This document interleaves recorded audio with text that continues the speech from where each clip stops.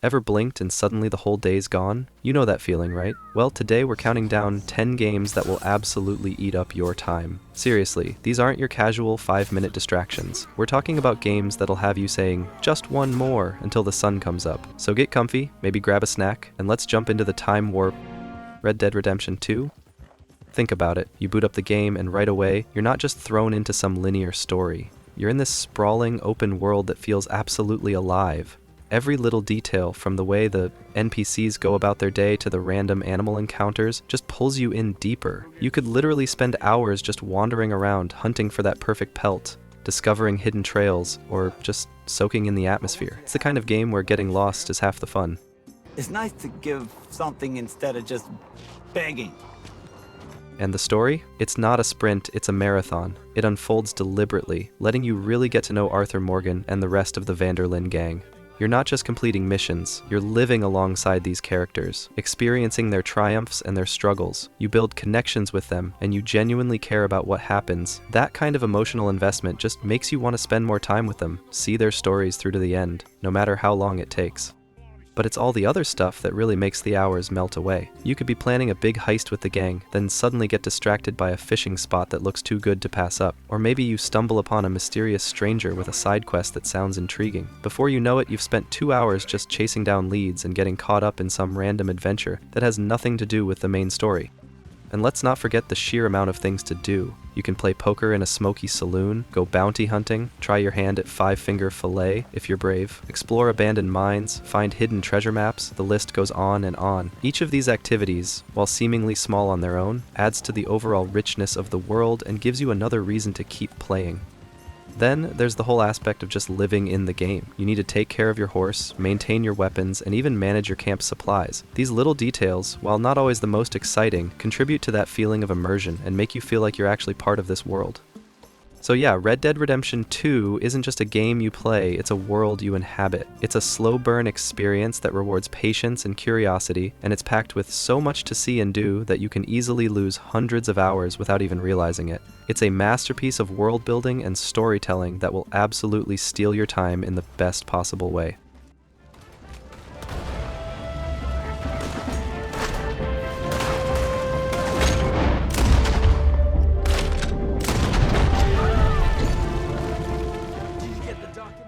Ghosts of Tsushima. Yeah, this one's another masterclass in how to make a game that just sucks you in and doesn't let go for a long time. It's not just the beautiful world, and man is it beautiful, but the whole experience of becoming the ghost that can easily steal away hours of your life. Think about it, you start as Jin Sakai, this honorable samurai, and you're watching your home get absolutely hammered by the Mongol invasion. Then you have to make this shift, this transformation into the ghost, embracing these unconventional, stealthy tactics to fight back. That whole journey, that evolution of Jin's character, is so compelling that you just want to keep playing to see how it unfolds. And the world itself? Forget fast travel for a bit. Just riding your horse across Tsushima Island is an experience in itself. The way the wind guides you, the stunning vistas that open up, the little details like the swaying pampas grass and the sunlight filtering through the trees, it's all so atmospheric and immersive. You find yourself just wanting to explore every corner of the map, not just to find collectibles, but just to soak it all in. But it's not just pretty scenery. The gameplay is incredibly engaging too. The sword combat is fluid and satisfying, and mastering the different stances to take down various enemy types is a real joy. And then you add in the stealth elements, the grappling hook, the different gadgets you unlock as the ghost. It all combines to create this really dynamic and fun way to approach combat and exploration. And just like Red Dead, Ghost of Tsushima is packed with side content that feels meaningful. The Tales of Tsushima aren't just your typical go-fetch-this quests. They often tell these really personal and moving stories about the islanders and their struggles under the Mongol occupation. You get invested in these characters and their fates, which gives you another reason to spend time helping them out. Then you've got all the little things that add up, finding those hidden hot springs for Jin's reflections, composing haiku that capture the beauty of the island, climbing to the top of Shinto shrines for powerful charms. These aren't just checkboxes on a list. They're moments of peace and reflection that break up the intensity of the combat in the main story. And if you're a completionist, forget about it. Hunting down every last Mongol camp, finding every collectible, and upgrading all your gear will easily push you past that 100-hour mark, especially with the addition of Iki Island and all its new content. Ghost of Tsushima isn't just a game you play, it's a world you get lost in. It's a beautiful, engaging, and emotionally resonant experience that respects your time while simultaneously making you want to spend as much of it as possible on Tsushima Island.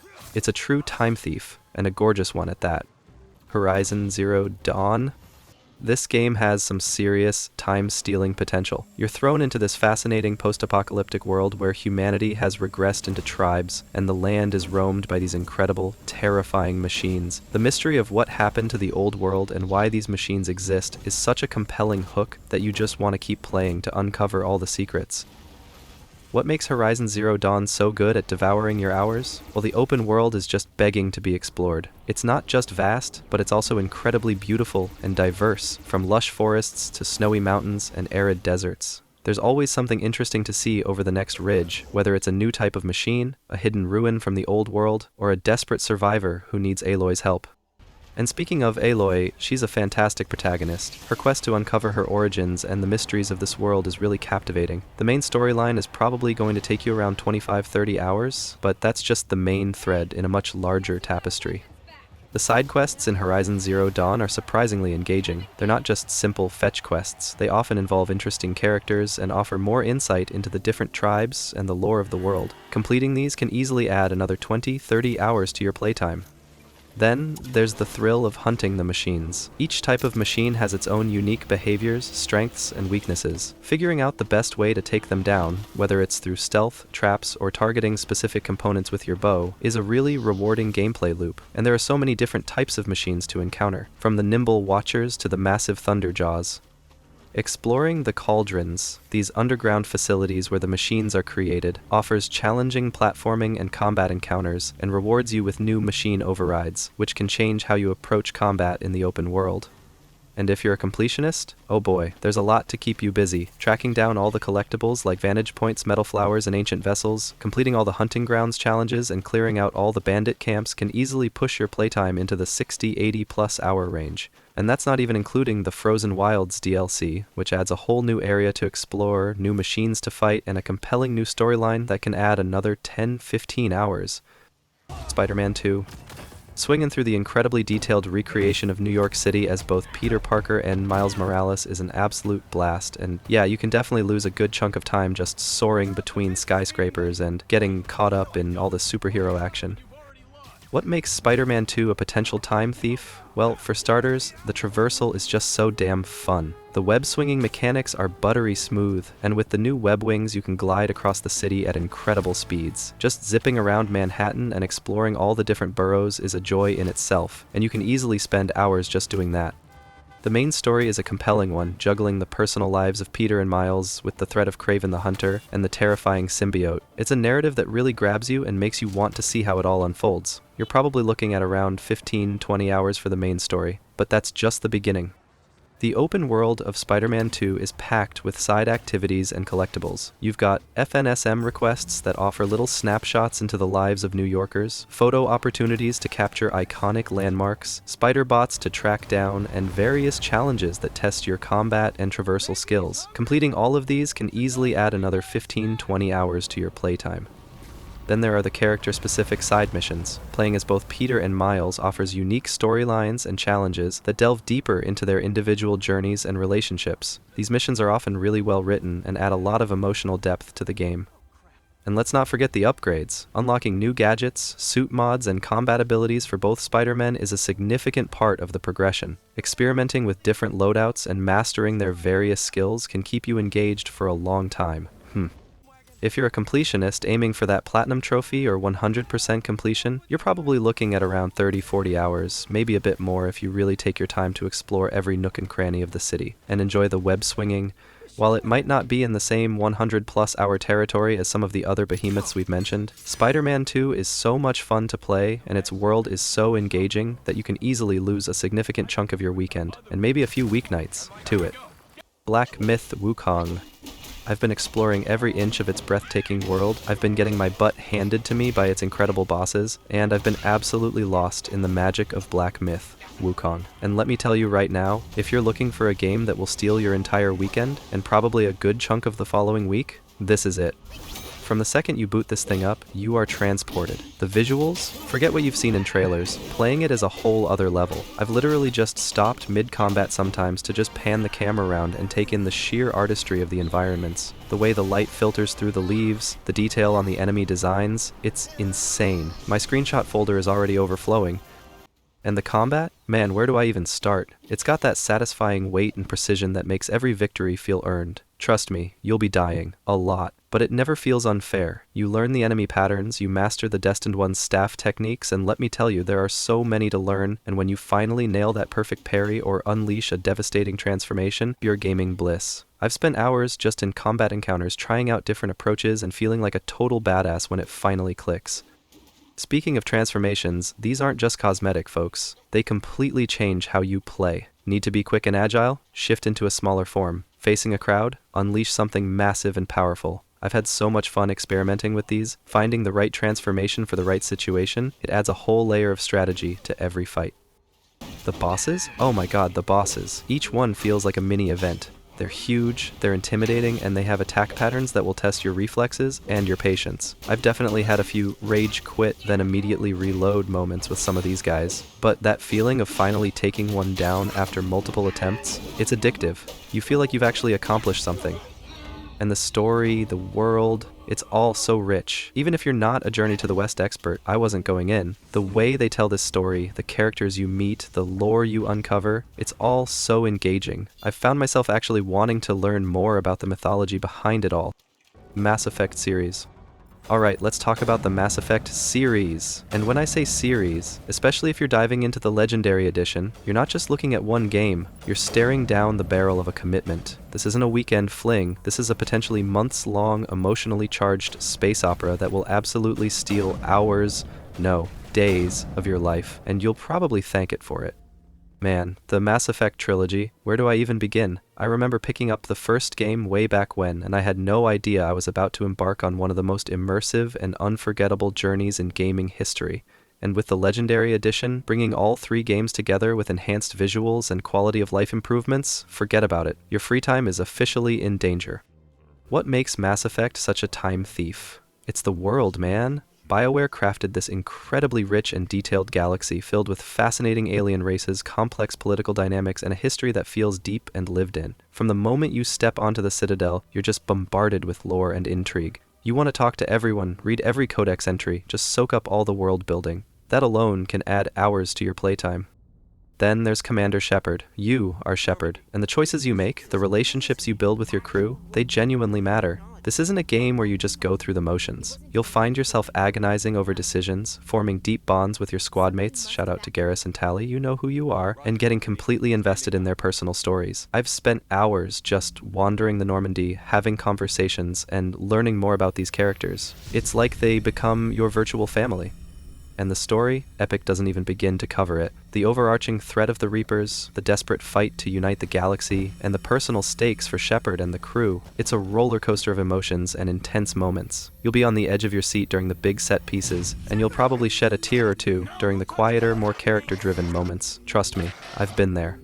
Now let's talk about the sheer amount of content. Each game on its own is a substantial experience. You've got the main storylines, which are already pretty meaty, but then you factor in all the side quests, the loyalty missions for your squad mates, which are often some of the best content in the games, and the exploration of countless planets. If you're any kind of completionist, you're looking at easily 8,100 plus hours per game, and with 3 games in the Legendary Edition, we're talking about a potential time investment of hundreds of hours. I've personally lost countless weeks, yes, weeks, to the Mass Effect universe. There's just so much to see and do, so many different ways to play through the story, and so many choices to make that it has incredible replayability. I've played through the trilogy multiple times, making different decisions each time, and I still discover new things.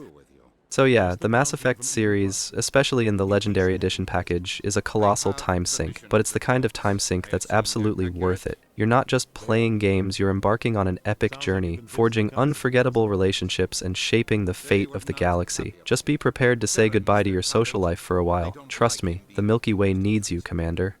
Kingdom Come Deliverance. Alright, Kingdom Come Deliverance. This one's a different kind of time sink. It's not the sprawling fantasy epic you might expect. It's grounded, it's realistic, and it demands your patience. I remember starting it and being surprised at how much I didn't know how to do. Even swinging a sword felt clunky at first. But that's what gets you hooked, I think. You're not some chosen hero from the start. You're Henry, a blacksmith's son, and you have to learn everything, and I mean everything. Learning to fight properly, reading, brewing potions, even just navigating the world. It all takes time and effort. The world itself, 15th century Bohemia, is incredibly detailed. The daily routines of the NPCs, the way the story reacts to your choices, it all feels so immersive. I've spent hours just wandering the countryside, discovering hidden villages, and getting to know the people. The main story is pretty involved, but it's all the side stuff that really eats up your time. There are so many side quests, and they're often surprisingly well written, with their own little stories and characters. And then, you've got the skills to level up. Want to be a master swordsman? That's going to take hours of practice. Prefer sneaking around? Better start honing your stealth skills. And let's not forget the survival aspects. You need to eat, sleep, and keep your gear in good repair. Ignore these things and you'll definitely feel the consequences. It adds another layer of realism that keeps you engaged with the world.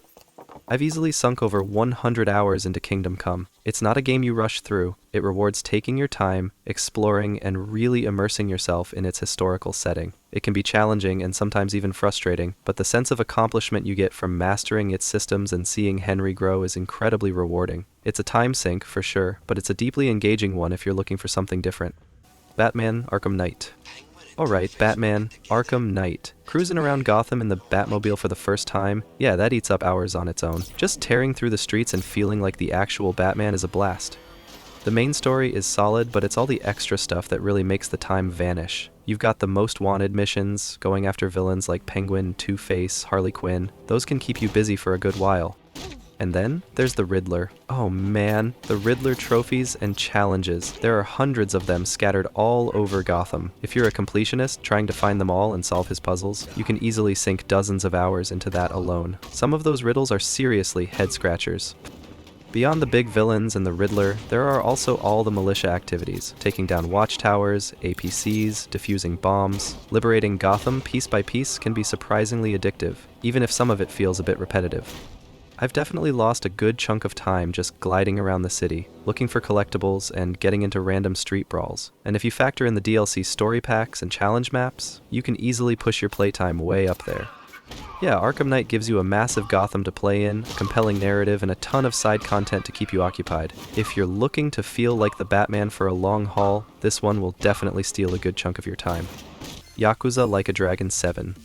Alright, Yakuza Like a Dragon, or Yakuza 7, depending on how you count. This game was a real shift for the series, and it absolutely has that just one more turn factor that can steal hours without you even realizing it. The biggest time sink here is definitely the turn-based RPG combat, building up your party, experimenting with different jobs, the class system, and figuring out the best strategies for each fight can be surprisingly addictive. I've spent ages just grinding levels and trying out different party compositions. And just like the other Yakuza games, Yokohama is packed with sub-stories. These little side narratives are often hilarious, heartwarming, or just plain bizarre, and I always find myself getting sidetracked by them. You start one, thinking it'll just take a few minutes, and then suddenly an hour has gone by. Then you've got all the minigames, from kart racing to business management to karaoke. These aren't just throwaway distractions. Some of them are surprisingly deep and can easily eat up a significant amount of time on their own. I definitely lost a few evenings trying to become the top shareholder in Yokohama. Leveling up Ichiban in your party, crafting and upgrading gear, it all takes time and investment. You want to make sure you're strong enough to take on the tougher enemies, and that often means spending extra hours grinding and exploring. If you're a completionist, aiming to finish all the sub-stories, master all the minigames, and max out all your jobs, you're easily looking at 80, 90, maybe even 100 plus hours. There's just so much to do in Yokohama. Yeah, Yakuza Like a Dragon offers a unique blend of a compelling story, engaging turn-based combat, and a ton of quirky side content that can keep you hooked for a very long time. It's a different kind of time sink compared to open-world exploration, but it's just as effective at making your free time disappear. You'll be sorry now. Cool.